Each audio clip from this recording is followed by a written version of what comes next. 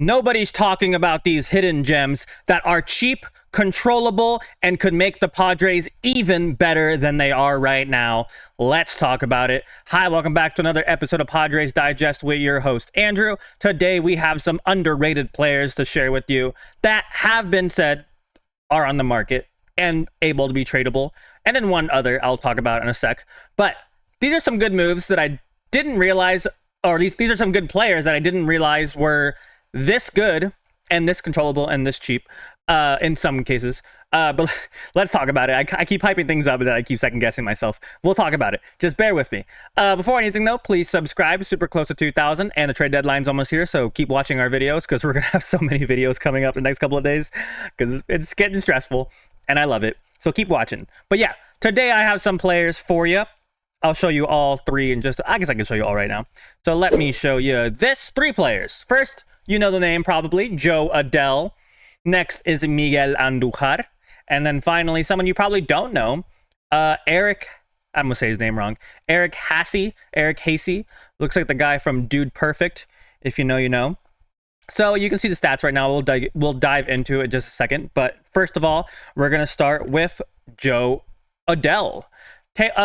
Angels outfielders Taylor Ward and Jo Adell are generating significant trade interest per Ken Rosenthal. So we've made videos about Taylor Ward. I know Christian just did, I think, like a couple days ago. So we're going to focus on Jo Adell, who I know, but I actually haven't, I guess, paid attention to him this year.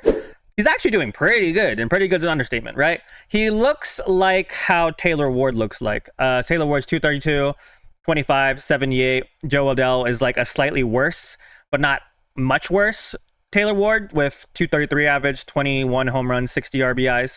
So let me give you some couple of reasons why he might be cheaper than Taylor Ward, but he also could be more expensive. It depends on the market, right? But obviously the center fielder, still pretty young, is in the midst of his best season ever, really. So I can show you these stats real quick. First of all, like I said, controllable. So he just avoided arbitration this year. He has 2 more years after that. And 28, he'll be an unrestricted free agent. His stats are looking nice. He does strike out a lot. I mean, he's poor in average. Doesn't walk or strike out percentage, poor walker, doesn't walk that much, chases a lot, but he swings the bat real hard, and it shows because the slug is insane, exit velocity insane, barrels up balls, hard hits balls, expected on weighted on base average at 385. His batting run value is above average. He is a very, very good hitter right now. Best year he's had so far hitting wise, and you can see, I mean, 2021 4 home runs, 2022 8 home runs, 23 3 home runs, 2024 20 home runs, looking better. 2025, the season's basically just past the halfway point, kind of, not really, but already at 21 home runs, about to beat his total. So he's hot this year. And what do we need, kids? We need some slug, and he does hit around about even on both sides of the plate. 231, 233 average, 315, 300, blah, blah, blah, blah. You see, it's pretty average, right? OPS a little better for lefties, but still average, or same-ish, equal. I couldn't think of a word. Equal on both sides around. But the biggest problem is his range and his defense aren't the best. But if we move him to left field, the range he has to cover is going to be significantly less than a center fielder, because center fielder basically has to patrol the entire outfield. So if you give him a smaller range to deal with, I think he'll be better. And I'm sure he's played left field before. I know he's played right field before, but I'm sure he's played left field before. But I think if you give him less ground to cover in left field, he could be a better defender. He's not a great defender, right? But again, I've said it a billion times. Neither is Shildt. He's done a fine job, and I think Jo Adell can do a little slightly better than fine job. So I'm genuinely excited for him. Like I said, I don't know if he'll be cheaper than Taylor Ward. I don't know if he'll be more expensive than Taylor Ward. I just feel like this is the first time I've heard his name in trade talks before. So I'm hoping that means he's cheaper, but I don't know. I'll leave that up to AJ Preller and the Angels GM and you guys to decide for me. But he is my favorite of the low-key options. I still think I like Luis Roberts Jr. a little bit more, but he'll be more expensive, obviously. So take with that information as you will. The second player I want to bring up to you guys. Oh, also, Jo Adell has so much VAR vibes above replacements. Shout out to DSG for that. But yeah, VAR is a very important stat on this team because we have a lot of players that just have so much VAR. They extrude it what's the word I'm looking for? They personify it, whatever, you know what I mean, right? Next player though, third baseman outfielder Miguel Andújar is generating trade interest from multiple teams per reading is hard, but I'll show you those stats, of course. We'll start with this one. So currently he is not hitting a lot of slug, right? Only 4 home runs, but he has a 290 average, which would be like top 3 in our team. On base is fine. OPS is fine, right? So let's dive into that a little bit before I say too much. So stats don't look great, right? Everything is around. That's not the right person. Hold on. That's the right person. Stats still don't look that great. He doesn't strike out that much, which is cool, but he doesn't look fantastic as a hitter. But he does have a 290 average, so he's getting lucky, right? Because his expected batting average is 250, but right now he's hitting 290.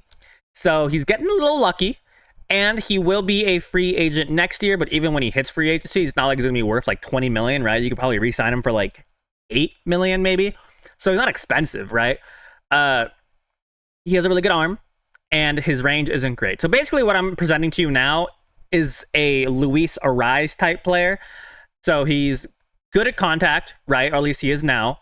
And his defense isn't great. So yeah, I have some quotes I want to share with you guys that are going to explain this point, but he would be a solid either DH, a left fielder, or a bench bat, and should be relatively cheap.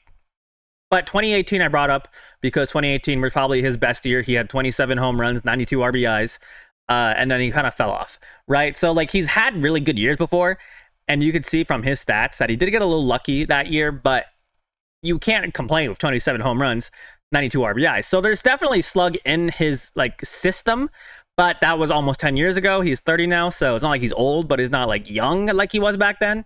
So I like it as a bench piece if he's cheap and cheap. And yeah, I mean, 290 average isn't bad at all. So I think genuinely he could be a good bench piece, or like I said, a left fielder or a DH. But I think he's a guy who could help this team if we really do like the philosophy of next man up. Someone gets a hit, someone gets a hit.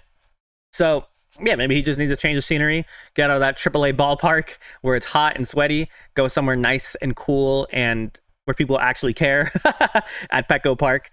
Let things happen, right? So I think he's a cool option. And then finally, I kind of spoiled this one already, but guy who just got designated for assignment, Eric, again, I'm going to say his name wrong. I know you'll make fun of me in the comments. Hasey. I'm going to say Haas. I think Eric Haas is his name. But he just got DFA'd, and I know you're looking at the stats, right? And you're like, oh, that's, what are you bringing me there, Andrew? Because he looks pretty awful. And admittedly, he's not great, right? But 229 average so far. He doesn't have that many at-bats because he's been stuck behind William Contreras, and they just traded for Danny Jansen. So yeah, I mean, he doesn't have that much proving, like, he hasn't had that much time to prove himself, but and I'll show you in the quotes that I have, he does have a possibility for slug. In 2024, he had real good slug. So maybe what he needs is just some solid at-bats, and since he got DFA'd, he should be relatively cheap to get. So I'm not saying he should be like a starter. Maybe keep him in AAA, because again, he's DFA'd, so he'll probably make it to AAA and then maybe get traded. But if you keep him, let him develop a little bit, maybe he can be a solid piece. I know I'm stretching a little bit for this player. I'm not saying this is like the best pick ever, but again, these are underrated moves that could possibly help us. I think maybe if you give him a chance, he could help us. But again, maybe you want to give Camposano a chance over him. I don't know. To be honest, I did kind of just stretch this just to get 3 players, 3 hitters. But I don't know. I mean, I feel like I always try to keep track on catchers because, again, I know our catchers have been looking a little better. I know Christian just made a video about that. But I just don't want to pass up on any opportunities. You know what I mean? I want to present you guys as much information as humanly possible. So like I said, I had some quotes to share with you guys, but let's look at these one more time. Joe Adell, love. Miguel Andújar, like. Eric Haas, I guess. But yeah, quotes.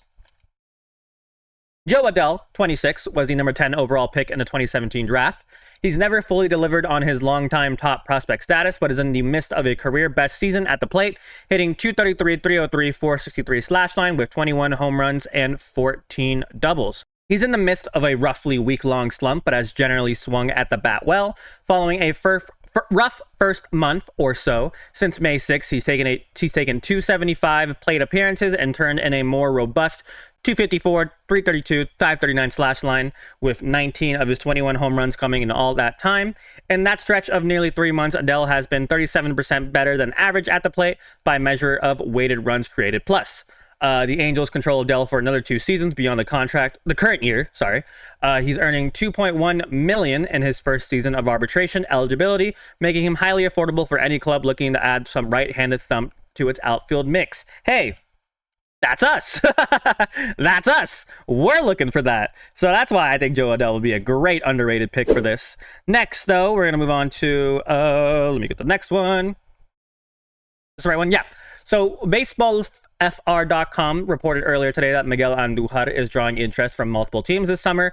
A pending free agent, Andujar is primarily split time between third base and left field this year. He's a fairly reliable bet to offer league average production at the plate, as his 296, 323, 395, 96 weighted runs created plus is always 100 is average. Slash line this year isn't all that different from his 276, 308, 428, 101 weighted runs created plus career slash line. So many numbers. Oh my God.